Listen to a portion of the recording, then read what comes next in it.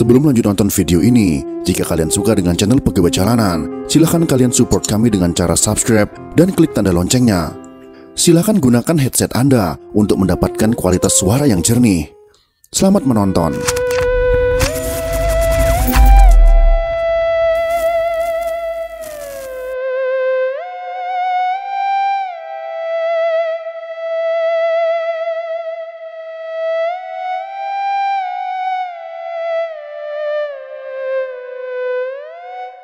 Peristiwa berdarah yang pernah terjadi di Indonesia yaitu penculikan dan pembunuhan perwira TNI Angkatan Darat di Lubang Buaya yang dikenal dengan peristiwa G30 SPKI, menambah daftar sejarah bangsa ini yang berdarah-darah. Kejamnya PKI dalam melakukan gerakan membuat rakyat marah besar pasca peristiwa tersebut. Banyak orang yang mengatakan dalam tulisan ataupun video yang mengatakan bahwa ini semua tidak ada hubungannya dengan PKI. Ini hanya masalah internal TNI Angkatan Darat. Mereka berusaha membersihkan nama PKI agar mungkin bisa bangkit kembali. Akan tetapi PKI sudah bangkrut dan sudah tidak cocok lagi dengan zaman modern seperti saat ini. Untuk mengetahui jejak PKI, kita jangan terpaku pada peristiwa G30 SPKI saja, tapi kita harus melihat jauh ke belakang. Dalam video ini, kami akan mengulas kondisi dan keadaan Indonesia, bahkan peristiwa yang terjadi sebelum para jenderal TNI Angkatan Darat tersebut dibunuh. Mari kita simak videonya.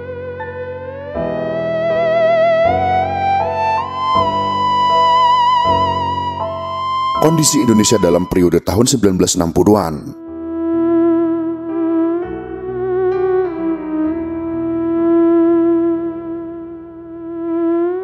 Pemilihan umum pertama yang dilakukan Republik Indonesia pada tahun 1955 memberikan hasil yang amat mempengaruhi bangsa dalam tahun 1960-an. Khususnya keberhasilan PKI menjadi pemenang keempat di belakang PNI, Masyumi, dan Nahdlatul Ulama. Ini mengherankan, karena pada bulan September tahun 1948, PKI melakukan pengkhianatan terhadap perjuangan kemerdekaan bangsa Indonesia dengan melakukan pemberontakan di Madiun yang meluas ke Jawa Timur dan Jawa Tengah ketika Republik Indonesia saat itu mendapat serangan dari Belanda. Akan tetapi tujuan pemberontakan merebut pimpinan Republik Indonesia sebagai misi musuh yang baru kembali dari Uni Soviet tidak tercapai. Tentara Nasional Indonesia bersama rakyat berhasil mengalahkan PKI dan pendukungnya dalam 2 bulan. Namun ada pasukan PKI yang lolos dari penghancuran oleh TNI dan lari masuk ke daerah pendudukan Belanda. Dalam perang kemerdekaan kedua yang berkobar setelah agresi Belanda pada tanggal 19 Desember tahun 1948, pasukan-pasukan PKI yang lolos itu turut melawan Belanda. Oleh sebab itu, Kolonel Gatot Subroto sebagai pimpinan perlawanan di Jawa Tengah merehabilitasi anggota pasukan PKI tersebut. Maka pada tahun 1950, kita jumpa pasukan Maladi Yusuf yang merupakan inti pasukan PKI dalam pemberontakan Madiun. Juga pasukan Dikdo yang melawan Batalion Divisi Siliwangi di Wonogiri. Maka PKI pun lolos dari penghancuran total ketika mengkhianati perjuangan kemerdekaan. Tetapi rehabilitasi itu tidak menghilangkan kecurigaan dan kebencian rakyat yang timbul karena tindakan dan perilakunya. Ketika dalam pemberontakan Madiun, PKI membunuh banyak orang dan pejabat Republik Indonesia, khususnya umat Islam. Kecurigaan itu meningkat ketika PKI kembali sebagai organisasi yang sah, apalagi setelah menjadi pemenang keempat pada pemilu tahun 1955. Dengan bantuan induknya di Uni Soviet dan Republik Rakyat Tiongkok, pimpinan PKI makin memperbesar peran partainya dengan membentuk organisasi di semua daerah dan aspek kehidupan masyarakat. Sopsi di perburuan, BTI di pertanian, Sarbupri di kalangan perkebunan, SBKA di organisasi kereta api, CGMI di kalangan mahasiswa, dan lain sebagainya. Dalam perang dingin yang sedang berkecamuk di dunia, Uni Soviet amat berkepentingan Indonesia berada di pihaknya. Sebab itu Uni Soviet membantu PKI secara besar-besaran. Sesuai dengan sifatnya, PKI membentuk badan yang tugasnya menginfiltrasi organisasi lain dan mempengaruhi anggotanya agar mereka senang dan memihak menjadi simpatisan PKI. Dengan cara itu, PKI berhasil menjadi organisasi komunis terbesar di dunia, di luar Uni Soviet dan Republik Rakyat Tiongkok. Inilah yang memungkinkan PKI menjadi pemenang keempat pemilu pada tahun 1955. Bersamaan dengan itu terjadi perubahan pada sikap Presiden Soekarno. Pada tahun 1948, ketika PKI berontak, Bung Karno dengan tegas menantangnya dengan menyerukan kepada rakyat untuk memilih antara Bung Karno atau PKI. Akan tetapi setelah 1950, ketika PKI makin kuat, ditambah oleh seringnya kunjungan Bung Karno ke Moskow, beliau tak lagi menganggap PKI sebagai masalah bagi Indonesia. Sebaliknya malah menjadikannya faktor yang memperkuat perjuangan bangsa. Bung Karno sejak tahun 1956 mengembangkan konsep politik Nasakom, yaitu nasionalis, agama, dan komunis, dan tidak memperhatikan bahwa hal itu tidak sesuai dengan dasar negara Pancasila yang beliau sendiri sumbangkan kepada negara Republik Indonesia ketika kemerdekaan bangsa Indonesia diproklamasikan pada tahun 1945. Perubahan sikap Bung Karno besar sekali pengaruhnya terhadap kondisi dan perkembangan bangsa waktu itu. Penempatan PKI sebagai salah satu kekuatan utama dalam perjuangan bangsa menjadikannya peserta dalam kabinet pemerintah. Hal ini menjadikan PKI dan organisasi bawahannya makin berani menunjukkan dirinya menjadi sombong dan arogan. Kalau ada pihak lain yang kurang cocok dengan sikapnya, ia menghadapi mereka dengan kekuatan fisik. Tidak jarang terjadi perkelahian antara PKI dengan pihak yang menentangnya, terutama umat Islam. Indonesia makin diliputi suasana pertentangan dan konflik karena PKI makin mau menang sendiri. Kondisi saat itu menyerupai keadaan tahun 1948 sebelum pemberontakan di Madiun meletus. Bedanya adalah PKI sekarang dibela oleh Bung Karno. Pengaruh Perang Dingin. Di dunia internasional, Perang Dingin semakin seru, sekalipun kedua pihak yang berlawanan menjaga agar tidak terjadi eskalasi ke perang panas terbuka. Kemajuan dan kemenangan Vietnam Utara yang komunis atas Vietnam Selatan yang didukung sepenuhnya oleh Amerika Serikat makin menjadi kenyataan. Timbul pikiran bahwa setelah Vietnam runtuh sesuai teori domino, akan jatuh pula Thailand, Filipina, dan Malaysia. Maka secara strategis Indonesia menjadi makin penting bagi kedua pihak. Masing-masing amat berkepentingan agar Republik Indonesia berpihak dan meninggalkan politik luar negerinya yang bebas dan aktif. Politik luar negeri bebas aktif menjadi sikap tegas Indonesia sejak tahun 1948 sesuai dengan dasar negara Republik Indonesia yaitu Pancasila. Dengan sikap itu, Indonesia dapat melaksanakan semua ketetapan Undang-Undang Dasar 1945 dan mencapai tujuan nasionalnya, menghadapi dunia internasional yang makin keruh akibat Perang Dingin antara blok Barat dan blok komunis. Dalam keadaan itu, terjadi pergulatan intelijen di Indonesia. Dari pihak Amerika Serikat, CIA makin giat dan aktif bergerak. Demikian pula KGB dari Uni Soviet dan intelijen Cina.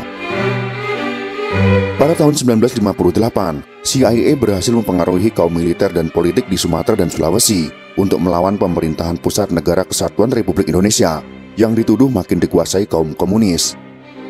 Terjadilah pemberontakan PRRI Permesta yang mendapat dukungan senjata, peralatan, personil dari pemerintah Amerika Serikat. Akan tetapi pemberontakan itu digagalkan TNI yang membela keutuhan Negara Kesatuan Republik Indonesia. Kegagalan pemberontakan itu justru memperkuat posisi PKI. Partai-partai politik yang anggotanya ada yang mendukung PRRI Permesta dibubarkan dan dilarang, yaitu Masyumi dan PSI. Hal ini memungkinkan PKI makin dekat dengan Presiden Soekarno dan mewujudkan kehendaknya. PNI yang dikenal sebagai partai basis Bung Karno tak dapat mengimbangi kiprah PKI. Malahan suatu saat, Bung Karno mengatakan bahwa PNI kalah dinamis revolusioner dari PKI. Keunggulan Uni Soviet tampak ketika melengkapi Indonesia dengan alat dan persenjataan yang menjadikan TNI kekuatan militer terkuat di Asia Tenggara, baik di darat, laut maupun udara. Dengan kekuatan itu, Republik Indonesia dapat merebut wilayah Irian Barat yang sekarang menjadi Papua dari kekuatan Belanda yang sejak berakhirnya konferensi Meja Bundar belum mau menyerahkan wilayah itu kepada Indonesia. Amerika Serikat menyadari kemampuan militer Indonesia yang unggul itu serta dampaknya pada Perang Dingin. Maka sebelum ofensif TNI berlangsung secara penuh, Amerika Serikat memaksa Belanda untuk mengalah agar tidak terjadi pameran keunggulan militer dengan alutsista Uni Soviet. Kondisi politik makin menajam.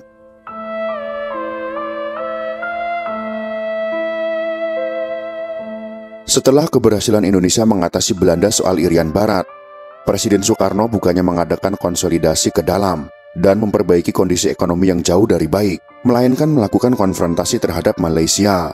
Hal ini memberikan keuntungan untuk PKI yang berlipat. Pertama, Pulau Jawa makin kosong dari pasukan TNI. memungkinkan PKI memperkuat posisinya di daerah yang amat menentukan untuk perebutan kekuasaan negara. Kedua, ekonomi nasional yang makin tertekan karena harus mendukung konfrontasi menyebabkan kemiskinan makin memburuk, suatu kondisi yang sangat menguntungkan PKI. Maka pada tahun 1960-an, PKI makin agresif dalam usahanya menguasai Indonesia. Namun ia sadar bahwa usaha itu menghadapi rintangan berat karena TNI, khususnya TNI Angkatan Darat, tidak akan rela Indonesia dikuasai kaum komunis. PKI pun berhasil menginfiltrasi beberapa pasukan di Jawa Tengah, tetapi mayoritas kekuatan TNI Angkatan Darat masih setia kepada Pancasila. Berkali-kali Presiden Soekarno menegur pimpinan TNI Angkatan Darat yang beliau nilai kurang tegas, mendukung konsep Nasakom, dan menyebut TNI Angkatan Darat komunistu Pobi. Namun sikap pimpinan TNI Angkatan Darat timbul dari pendapat yang bukannya tidak mau patuh dan taat kepada pimpinan Presiden. Tapi TNI Angkatan Darat berpendapat harus melaksanakan Sabta Marga yang sejak tahun 1952 dengan persetujuan Presiden Soekarno menjadi pedoman sikap TNI seluruhnya. Dalam Sabta Marga ke-1 mengatakan bahwa para anggota TNI adalah warga negara Kesatuan Republik Indonesia yang bersendikan Pancasila. Sabta Marga kedua menegaskan bahwa anggota TNI adalah patriot Indonesia, pendukung serta pembela ideologi negara yang bertanggung jawab dan tidak kenal menyerah. Oleh karena itu, bagi TNI Angkatan Darat, sukar sekali kalau diminta mendukung konsep politik Nasakom. Akan tetapi itu tidak mengurangi kepatuhannya kepada Presiden Soekarno. Maka bagi PKI dan pendukungnya di Uni Soviet dan RRT, jelas bahwa usaha untuk menguasai Indonesia menghadapi tantangan berat dari mayoritas TNI Angkatan Darat dan para pendukung Pancasila. Masalah lain yang rumit adalah bahwa posisi PKI sangat tergantung kepada Presiden Soekarno. Selama beliau ada, perwujudan ambisi PKI aman dari tindakan TNI Angkatan Darat.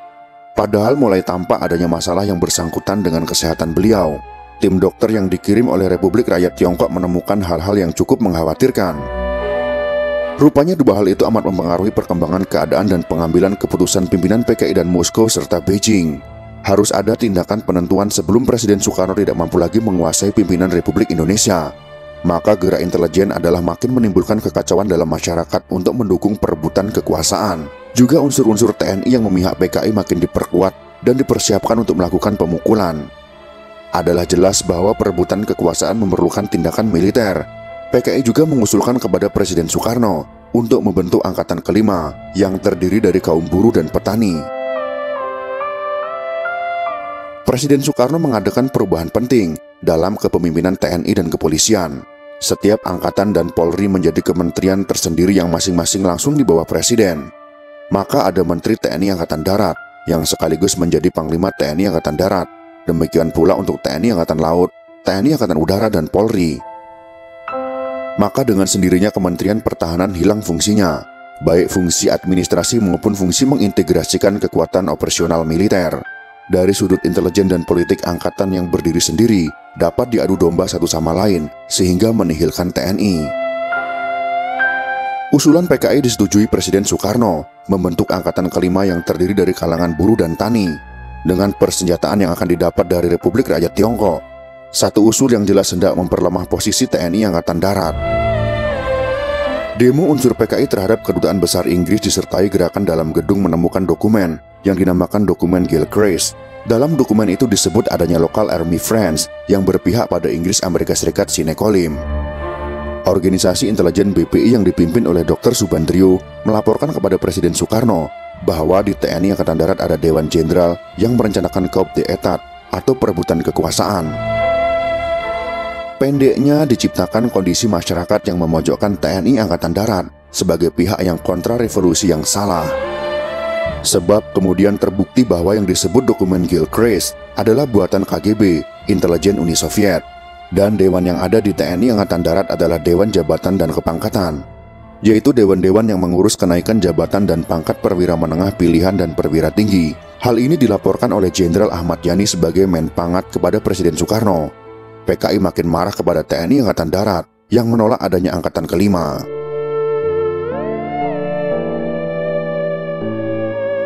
Kondisi Indonesia pada tahun 1964 sudah penuh ketegangan yang amat terasa dan makin nampak dan jelas terasa gerakan PKI dan badan-badan yang dikendalikannya.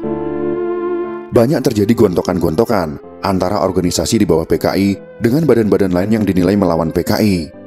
Kondisi ekonomi makin parah, seperti makin sukar mendapatkan bahan makanan seperti beras dan harganya makin meningkat. Jalan-jalan antar kota makin rusak dan tidak terawat. Kesemuanya itu membuat kondisi masyarakat semakin tegang.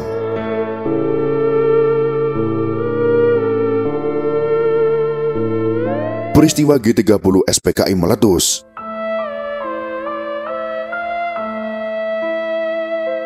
Pada tanggal 1 Oktober tahun 1965, bangsa Indonesia dikejutkan oleh tayangan TVRI yang menyiarkan pengumuman Dewan Jenderal, satu badan yang tidak ada sebelumnya. Kemudian adanya berita tentang diambil atau diculiknya Menteri Pangat Letnan Jenderal Ahmad Yani beserta 5 orang pembantunya, yaitu Deputi Administrasi Angkatan Darat Mayor Jenderal Suprapto, Deputi Khusus Angkatan Darat Mayor Jenderal M.T. Haryono, Asisten Intelijen Angkatan Darat Mayor Jenderal S. Parman, Asisten Logistik Angkatan Darat Brigadir Jenderal Panjaitan, dan Inspektur Kehakiman Brigadir Jenderal Sutoyo. Usaha untuk mengambil Jenderal Abdul Haris Nasution gagal karena tindakan heroik dan cerdik Letnan 1 Korps Zeni Pierre Tendean dengan mengatakan kepada para penculik bahwa dialah Jenderal Nasution dan ia dibawa para penculik. Saya Nasution. Semuanya dibunuh oleh para penculik, ada yang dibunuh di rumahnya dan ada yang dibunuh di lubang buaya. Ternyata pasukan yang menculik berasal dari pasukan Cakrabirawa, pasukan pengawal presiden. Adalah batalion di bawah pimpinan Letkol Untung yang menjadi induk pasukan-pasukan penculik. Diketahui bahwa Untung sekurang-kurangnya bersimpati dengan PKI dan malahan termasuk unsur TNI yang menjadi garapan Biro Khusus PKI. Gerakan yang dilakukan para Cakrabirawa itu bukan karena perintah pimpinan Resimen Cakrabirawa, tapi adalah karena perintah pihak yang dekat dengan Untung, yaitu Biro Khusus PKI yang dikendalikan pimpinan PKI DN Aidit. Maka dapat disimpulkan bahwa pemicu gerakan 30 September tahun 1965 adalah PKI. G30S bukan masalah internal TNI Angkatan Darat, melainkan usaha pimpinan PKI melikuidasi pimpinan TNI Angkatan Darat dalam agenda merebut kekuasaan atas Negara Kesatuan Republik Indonesia. Dalam usaha itu, digunakan unsur-unsur TNI Angkatan Darat yang dipimpin perwira yang berpihak kepada PKI. Kalau kemudian ada pendapat bahwa G30S merupakan masalah internal Angkatan Darat dan PKI menjadi korban dalam penyelesaian masalah itu, maka itu jelas merupakan usaha untuk menyelamatkan PKI. Kalau kemudian ada pendapat bahwa G30S merupakan masalah internal Angkatan Darat dan PKI menjadi korban dalam penyelesaian itu, maka itu jelas merupakan usaha untuk menyelamatkan PKI agar dapat bangkit kembali. Seperti ketika di tahun 1950, ada pemutarbalikan fakta pemberontakan Madiun dengan mengatakan bahwa peristiwa Madiun September tahun 1948 adalah provokasi Kabinet Hatta. Adalah kenyataan bahwa sekarang dalam alam reformasi berkembang kehidupan masyarakat yang serba liberal. Kondisi itu dimanfaatkan kalangan yang mendukung PKI untuk dapat bangkit kembali. Beberapa tindakan pemerintah Republik Indonesia yang dilakukan setelah terjadi G30 SPKI tentu ada yang kurang benar, seperti penindakan terhadap pihak yang dicurigai terhadap PKI tanpa ada penyelesaian hukum.